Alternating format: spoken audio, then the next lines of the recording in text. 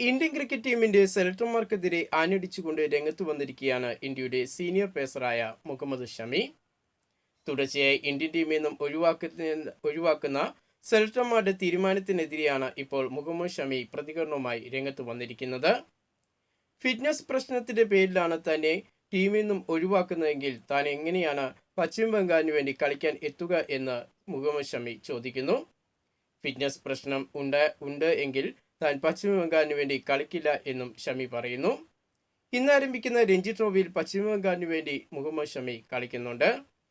ഈ മാസം ഓസ്ട്രേലിയയിൽ ആരംഭിക്കുന്ന ഇന്ത്യയും ഓസ്ട്രേലിയയും തമ്മിലുള്ള ഏകദിന പരമ്പരയിൽ മുഹമ്മദ് ഷമിയെ ടീമിൽ ഇന്ത്യ ഉൾപ്പെടുത്തിയിട്ടില്ലായിരുന്നു.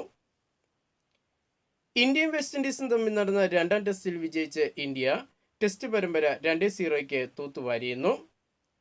ടെസ്റ്റ് പരമ്പരയിൽ ഇന്ത്യ വിജയിച്ചെങ്കിലും ഡൽഹിയിലെ പിച്ചിനെതിരെ അതിർത്തി പ്രകടിപ്പിച്ചിരിക്കുകയാണ് ഇന്ത്യയുടെ പരിശീലകനായ ഗൗതം ഗംഭീർ. രണ്ടാം ടെസ്റ്റ് 5-ാം ദിനത്തിലേക്ക് നീങ്ങിയതിനെ തുടർന്ന് പിച്ചിനെ കുറ്റപ്പെടുത്തി ഗൗതം ഗംഭീർ. പേസ് ബോളർമാർക്ക് അനുകൂലമാകുന്ന പിച്ചാണ് ഡൽഹിയിൽ ഒരുക്കേണ്ടത് എന്ന് ഗൗതം ഗംഭീർ പറഞ്ഞു.